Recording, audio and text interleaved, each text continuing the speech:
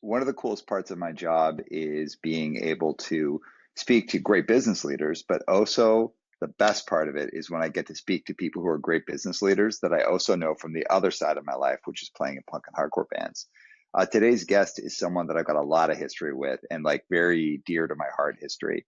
Someone who plays in and still plays in an incredible band called the Geeks and has also gone on to have like an incredible career and is based in South Korea. So with that, I am super excited for this episode, and I hope you get as much out of it as I know I'm going to. Before we get to it, please rate, review, and subscribe to the podcast. This is One Step Beyond. Ki, welcome to the show, bud. Thank you. Thank you for having me. I'm so excited. Heck yeah. So for the uninitiated, those who don't know, who are you and what do you do? Yep, my name is Ki. I'm from South Korea. I'm born and raised in Seoul. What I do for a living, my professional career path is basically is rooted in marketing. So I've been a CMO for a lot of different companies. For instance, I used to be a CMO for IKEA Korea, and I was a brand director for Kakao Mobility, which is more of a Korean version of Uber mobility company, and then an e-commerce company, and then I also started my career at an American company called General Motors. I was head of brand management there. So and a lot of different jobs in between here and there. All in all, I'm a professional marketer. Heck yeah. And then also you play in the Geeks. Tell us about that. Sure, yes. And then I play in a band called the Geeks, and we've been together for 26 years since 1999. So we never gave up, so we're still playing and still very active. And last November we had our 25th anniversary show, and then we released a new EP and new music video, and so that means that we're still going. That's amazing, man. All right, well, let's get into it. So we have people who listen from all sorts of different backgrounds, and they might not understand like what a CMO is or what a brand director is. So why don't we just start with like the basics for someone who wouldn't know, what would a brand director do? What would that job be? CMO is short for Chief Marketing Officer, basically someone who's responsible for entire marketing and communication, sometimes communication strategies. So you're basically the person responsible for coming up with this marketing strategy, coming up with the consumer experience strategy, and how to inspire, how to influence customers, and then convert the demand, drive sales, drive market share, and drive brand growth. That's the basically CMO does. And then the highest ranking officer if you're in marketing. And brand director, pretty much the same though. Same thing, just kind of a different name. hmm But more focused on brand side of the business, brand director. So CMO is basically everything from brand to marketing communications to CRM, all these different parts of marketing. Mhm. So let's just focus on the CMO side of things. What would a given day for a CMO look like? What would they be spending their time with, or what did you spend your time with? It's a very hectic schedule, and if you really think about it, the traditional functions of within the marketing are tightly linked to every part of business. So you have to spend a lot of time talking to, so having meetings with other peers at your level above and beyond. So sales organizations, customer organization, and the CEO, CFO, and all those people. But at the same time, you have to run your ship. So you have to spend a lot of time talking to your marketing people and also agents people, so making sure that we are following up with what we promised before, that we are delivering on the promise that we promised in terms of business results. So a lot of customer acquisitions and brand scores, etc. So where we are in terms of social media and all these different things at the same time. And I also talking about the budget and are we spending it right, blah blah blah. So many different things are happening for the life of CMO. Yeah. Marketing is always an interesting thing for me to talk about because a lot of people think they know what marketing is, but they actually don't really understand what marketing is. Could Mm, you explain to mm. us kind of like big picture what marketing really is? Yes, but there hundred thousands of different ways of looking at marketing. You can start with 4P, the price, product pricing, place promotions, but at the same time, um, just basically what it does is that the marketing is all about creating and shifting perception of a brand in the minds and hearts of consumers, and then creating demand and capturing the demand. By doing so, you drive business and you drive brand growth. So therefore, your company becomes the company grows and company becomes profitable, company becomes sustainable. That's basically what marketing does. Hmm. And what got you into it? It's a very interesting journey for me because given the fact that I didn't start my career in the marketing industry or marketing sector, if you will, because back in the day when I was growing up in late 90s and early 2000s, when I was graduating and when I was in school, the most popular job in Korea was to work for international trading companies because South Korea back in the day we didn't really have nothing. So if and then Korea used to be the poorest country in the world because of the war, etc., etc. So we didn't really have anything. So there are a lot of like a previous generation of business leaders who just go out there with bare hands. They just talk to all these different companies all over the world, and then they travel, and then they make business deals, and they bring stuff to South Korea, and also a lot of like, and then also they are responsible for exporting a lot of products made from South Korea. For example, old Nike shoes were made in South Korea and a lot of caps and a lot of also like wigs were made in Korea. So all those people, so it was very popular back then. So I started my first career in the export global business side, which is more of an export focused. So I got my first job at market export division of GM. But the good thing is that GM Korea back then when I got a job, we had a international global business and the local business. Local business meaning Korean market. So you're selling cars and you're selling parts. So interestingly, what I did with my music before I officially start my professional career turned out to be considered as marketing stuff within the traditional company. So they thought that, oh, okay, this guy's interesting. He's weird. He's different. And he seems like creative stuff. And he seems like he's done some creative marketing stuff before, right? And, putting shows, Mhm. creating music, like booking tours, etc. And then that's one thing. And then the other side is that I was a leader. I was responsible for like booking shows and setting directions for the gigs. So that kind of like expertise and experiences will really help me propel and excel in any position that was given at GM when I was growing up. So two things will really help me to get me into marketing world, whether I liked it or not. Yeah. Yeah, it's really funny that you're saying that about the punk and hardcore side of it because there's a lot of people from punk and hardcore who are in marketing. So like Jason Farrell from Swizz being one of them, Jonathan Anastas from DYS being one of them, and they all kind of tell the same story that you just did, where it's like, Hmm. well, I was already kind of doing marketing for my band. And it kind of found me because I'd already kind of figured out how I was doing it. And then someone in this company saw that in me, found out about this background, and it just one thing led to another. That is so true. That's exactly what happened to me. So, how much of your business stuff did you learn through like work experience versus how much of it did you learn from just being like a punk and like having to do it yourself and do all those things? I think the my punk and hardcore DNA and then my experiences. Basically, I've been also giving a lot of lectures and speeches to a lot of business leaders. That's kind of like as part of my personal branding business. What I'm telling them is that I did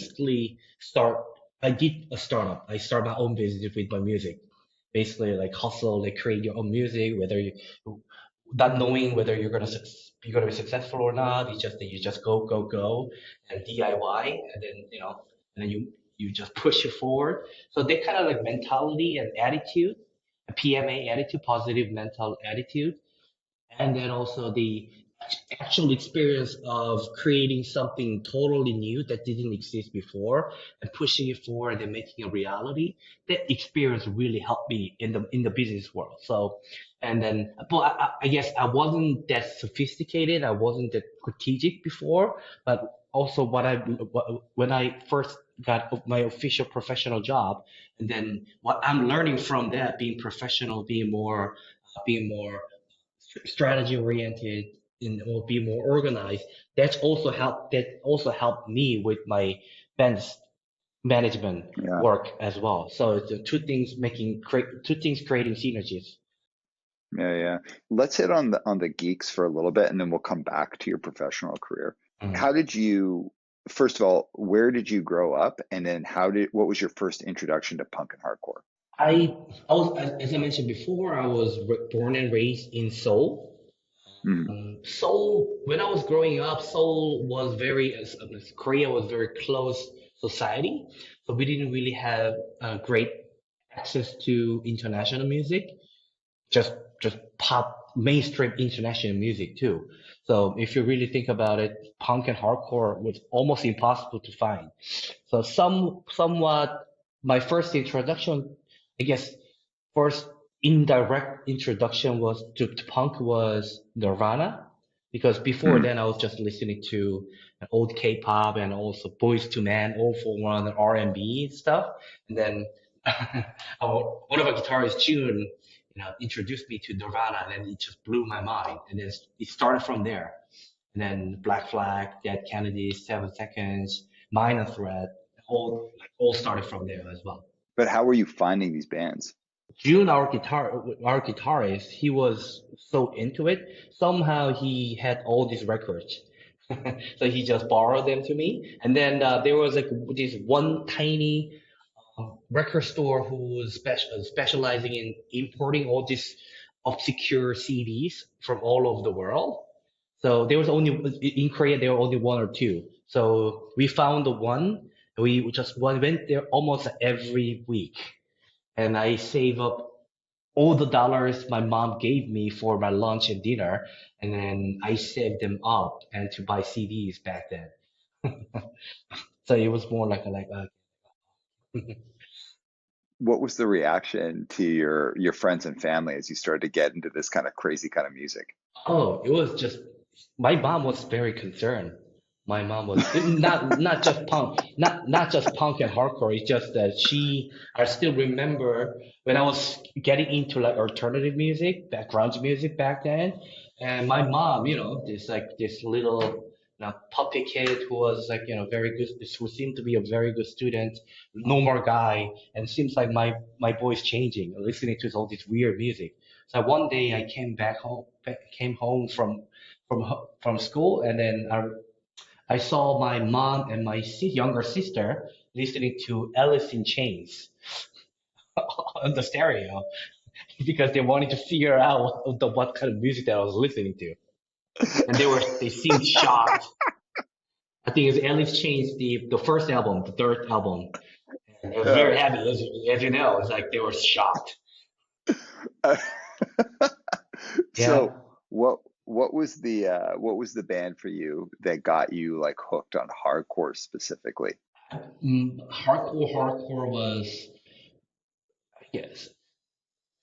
I think the real I guess gateway hardcore band for me, surprisingly, I think Beastie Boys Hmm. when they came out with all these hardcore punk records. Yeah, I think there was a yeah, gateway albums. However, I think what really got me is a Minor Threat. Before that, there were of yeah. course Black Flag and 7 Seconds, and Minor Threat really hooked me mm, into And hardcore. and then what about straight edge? Like, how did you find that? How I found about straight edge, the actual concept. Because it was pre-internet, even though I was listening to Minor Threat, I didn't really know what straight edge actually meant. And so I didn't really have a lot of information before, even though there was this guru guy who can talk to me about it before. So you know, it didn't really ring a bell with me. However, when I was like 17, 18 or something like that, So I went to this show. It was around the time when punk was uh, punk was going through his the initial birth within the Korean scene. So there was this punk Hmm. band called No Brain, which is like one of the biggest punk rock bands in South Korea. And then I was hanging out with the singer, and then he was kind of like start talking about straight edge and Earth crisis. And basically, it's basically like, have you listened to Earth Crisis? I was like, no, what the hell is that? Oh, you don't know what the straight edge is, blah, blah, blah. And then I was like, I thought you listened to Minor Threat, blah, blah, blah. And then that's how I really first dis discovered the concept of straight edge for the first time. And then I start digging. I start digging, and then I realized that, oh, okay, this is the lifestyle I wanna really pursue in the future. So Um, what was it about straight edge? And I'm like real interested in the like what was it about this thing that you mm. connected to, also in like in connection to like what the environment that you were in and the world around you. Like what was it about straight edge that made sense for you? Right. The straight edge was, to me back then, was a total rebellion thing. I Mhm. guess I was a good student. I was like kind of like very contradictory person, I guess. I was a very good student in terms of grade, in terms of how I behave in the school. I guess there's a fire inside of me, the rebellious fire. When I first discovered the straight edge, because Korea back in the day was very, very, very alcohol dominant world. And it was the uniform choice was a very a uniform, like being mandatory, meaning that mandatory drinking with your peers Mhm. was like dominant in the Korean society. So not drinking in the Korean society, unheard of, inconceivable. So I thought that it was like, okay, I really want to do, pursue that lifestyle because it's different. And at the same time, I saw a lot of like drunken people behave very poorly. And there were some people in my family tree as well. I didn't really like it before. So when I first discovered that, I thought that, oh, it's like this clean, positive life. That's the lifestyle. Seriously. So that's what could really connect me to straight edge. So um, because it was such a dominant part of the culture at the time, did you ever face any backlash or pressure or anything like really negative as a result of choosing not to drink? Of course. I guess the first 15 years, the Korea has changed a lot. Now Korea, before it was the poorest country in the world, now we are officially categorized as an advanced country, Mm, which was a big achievement within like 30 to 40 years, right? And then we yeah. are pretty much one of the few countries that actually done this or achieved this exponential growth. So for the first 15 years, ever since I became straight edge in 1997 or 1997, for first 15 years, it was tough. It was like a living hell. A lot of people got offended by the fact that I decided not to drink, and they offer me drinks, and then I politely turned them down. Then they got furious, and then especially what during my military years, when, just for your information, every man in Korea has to serve in the military for like year and a half to 2 years, back then in 2 years. So then a lot of like superiors offer me drinks and I said no, and they got furious. So I got beat up a bunch of times, but I never gave up. So, and then later on, they kind of embraced me. Like, okay, you win, embrace me. So that's why I think I also kind of had to respect them in return. So meaning that I was very social. I'm also respectful of their choices and their lifestyles. So also I take care of them after they got so drunk. Like that's my job, so I'll take care of them. And they started to appreciate me and started to respect me. Then later on they were like they become my guardians. So there are a lot of the new group of people who are also got offended by the fact that I didn't drink, but these people, my guardian, kind of they start like defending me as my kind of like my lawyer attorney. Like, hey, this guy's Yeah. fine, cool. Yeah. Um, Man, that's so like a lot of people can be about something and say like, oh, I'm into this thing. But when that thing when there's stakes in it, like, you're getting people angry at you. And when you're young, Mm, if you piss people off, it's mm, kind of like you're young, you kind of want to be rebellious, but like when it starts having like real day life consequences, when there's violence mm, involved, when you're like being stigmatized for it, it says a lot about the level of conviction that you'd have about this thing. So when you mm, did that, like, and I appreciate you sharing that because when we first met, you told me about this, and I've always just been like, really blown away by like how serious you take your commitments. What did you learn about yourself as you went through those first 15 years? Uh, well, this is a really good question. Thanks for asking. What did I learn about myself going through that? And I never really thought of it that way because this is more like an oxygen for me. Now looking back, I realized that I one of the things that I'm really good at is basically knowing who I aspire to be and not letting other things get ahead of me, meaning that perseverance is kind of my thing. If I set my mind to something, then I can definitely be super focused and get things done, not not really listening to what other people have to say. So that's one thing that I learned. And then ultimately, I always knew that I'm a weird guy. That I still believe that I'm a weird guy. So I tell everyone I'm a weird guy, but I'm a very social and down to earth guy. But I'm weird. I'm different. I want you to know. I think that's also how I start my conversation with a lot of people. Mm. Mhm. Is that, hey, you say I'm a weird guy and I want you to know? Yeah. Meaning, yeah, you will find a lot of weird things about me, meaning not drinking or not doing this, blah blah blah. So, but Yeah, I just tell them straight up. It's like, hey, but I respect. So I want you. It's basically underlining messages that I want you to respect me, but I'm gonna respect you in return. yeah. So where do the geeks start in all this? Because it's like one thing to kind of get into these obscure records and kind of latch onto this philosophy. It's a whole different other thing to start this band and do something that has actually become global, like has made a global impact. So tell us about the geeks and where it started. Yes, Geeks. Officially, we started in 1999, but we I think the history goes way back in 1996. So basically, we do in Korea we do have a junior school. I think it was like eighth grade, ninth grade, something like that.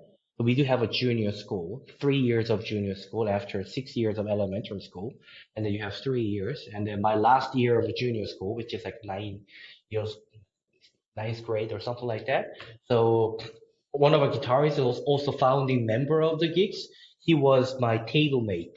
So basically, not sure about the American or Canadian and North American setup in class setup, but back in the day we have like 60 people in the class, so we two people actually share one table. So and then our guitarist was sitting right next to me, and we share the table together. So basically we study and live together.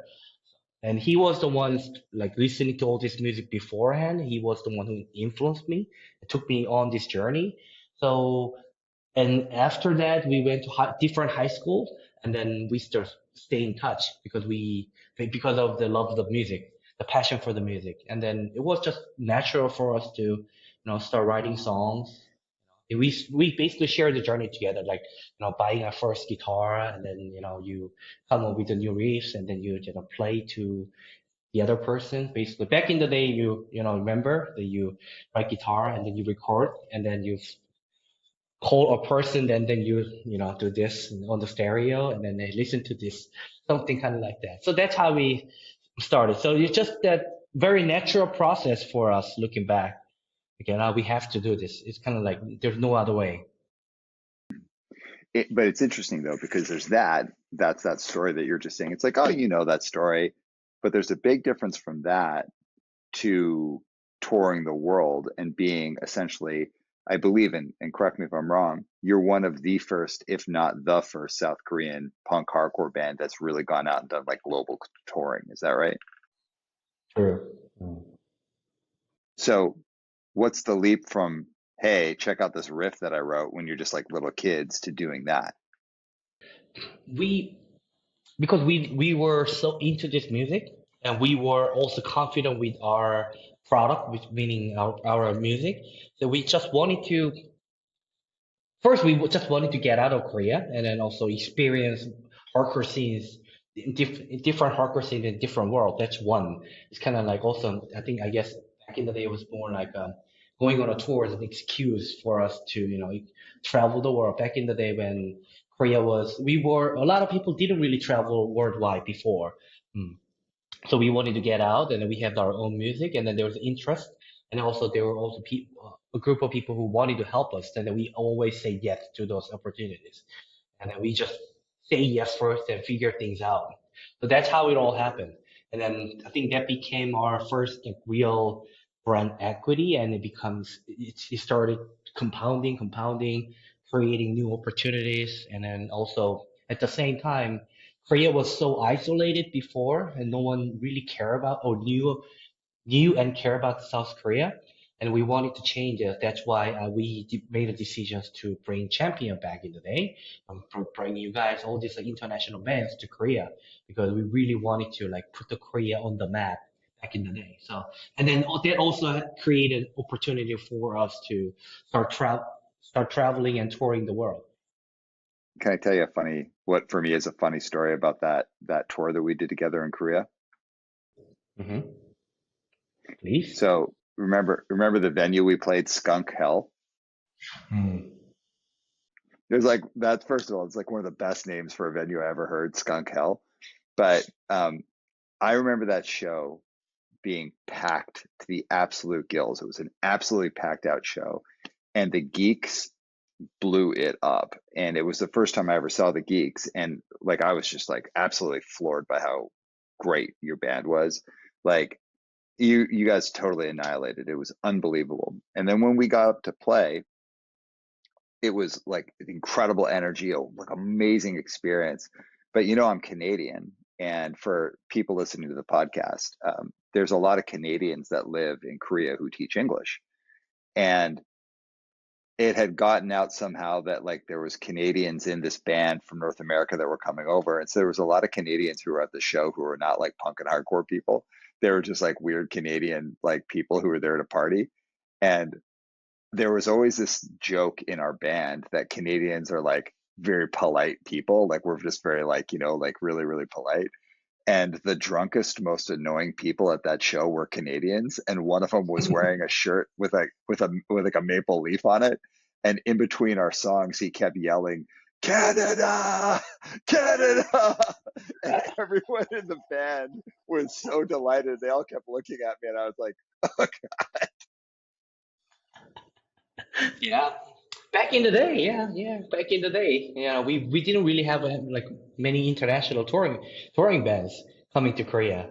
So for them, they were like minority.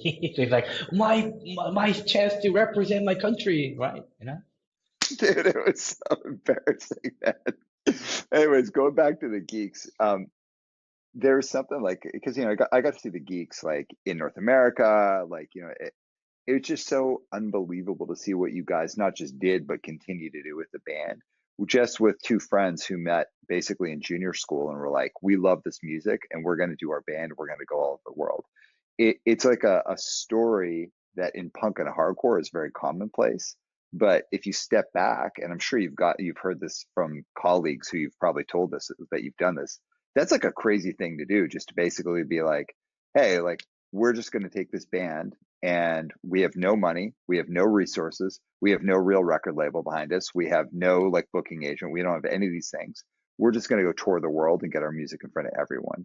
So how did you do it? I think we were from sales and marketing perspective. If I wear my marketing hat, I think we were also lucky that we were leveraging the rising internet world, internet technologies, because also message boards, etc. back then, Bridge9, Livewire. So I started participating in the message board, and then I started building connections there, and also email. And then at the same time, when we were started getting more serious about the global outreach, MySpace came on. So, and then MySpace back then was very huge, as you know, and the music was a big part of MySpace. So we were kind of like riding the wave at the right time. So that's how we kind of like also into really helping us and amplify the impact and then creating more opportunities for us. Mm. And then we just like wanted to do it. Like I guess we were very focused on the one vision. Like we wanted to like continue to do what we do, and then we continue to tour, continue to meet new people around the world. Simple mission. So at what age were you ish when you were doing this kind of bulk of touring with the Geeks?